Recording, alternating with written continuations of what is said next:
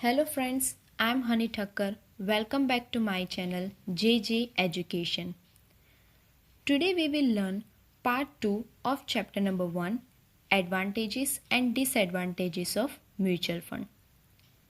First of all, let's understand advantages of mutual fund. The biggest advantage of investing in mutual fund is professional management. It means in a mutual fund, the investor does not have to worry about investing their money in different securities. Why? Because in mutual fund, there is a fund manager who have enough knowledge regarding stock market situation. So, based on his good research, a fund manager invests investors' money as per their objective. So, after the completion of investment process, the responsibility of investors has been closed up. So, this is the biggest advantage of mutual fund. Now, next one is affordable portfolio diversification. When an investor invests directly in a stock market, then he should have set apart several lakhs of rupees. Because when you invest directly to the stock market, then it requires a large amount of money. But this thing will not happen in mutual fund. In mutual fund, investors can start their investment through less than 1000 rupees also. Moreover, with the portfolio diversification, he will also able to reduce their risk. How? Let's see it. If the fund manager invests some amount of money in equity and some amount of money in debt, then if the equity market goes down, then the investor can get some fixed amount of money from the debt market. And when debt market has been down, then the investor can get a benefit of income generation from the equity market. Through the diversification, we can say that the income generation stability has been maintained. Okay.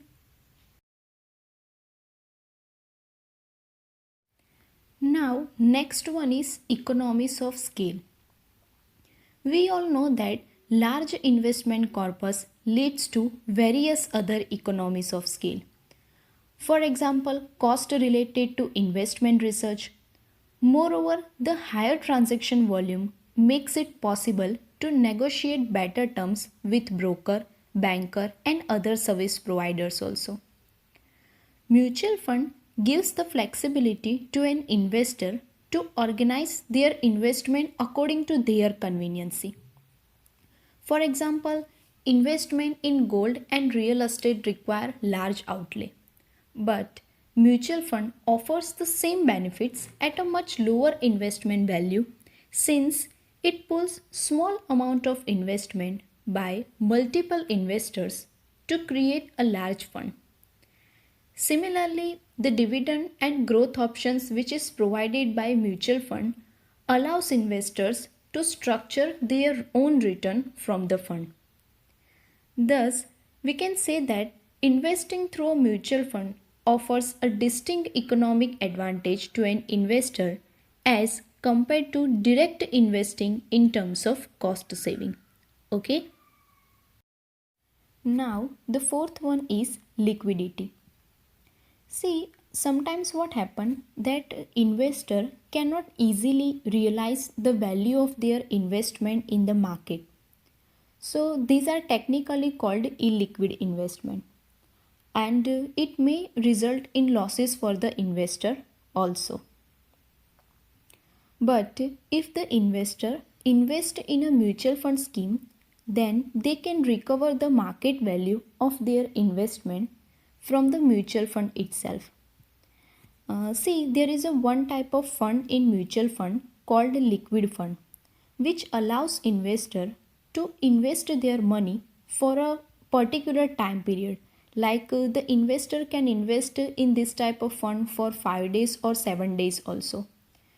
And the biggest advantage for investing in this fund is they allow investors to redeem units from the scheme, or they can also withdraw their money from the fund if they need it so.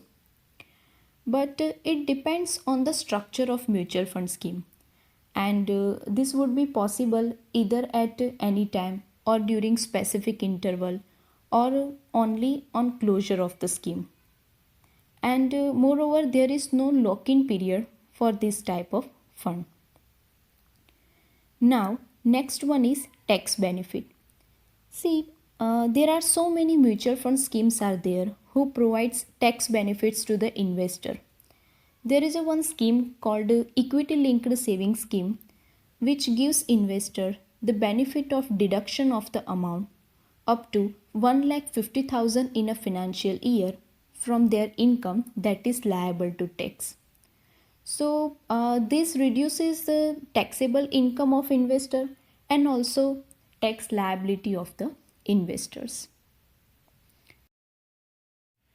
Now the last one is systematic approach to investment. See, mutual fund offers facility to an investor for systematic approaches to investment.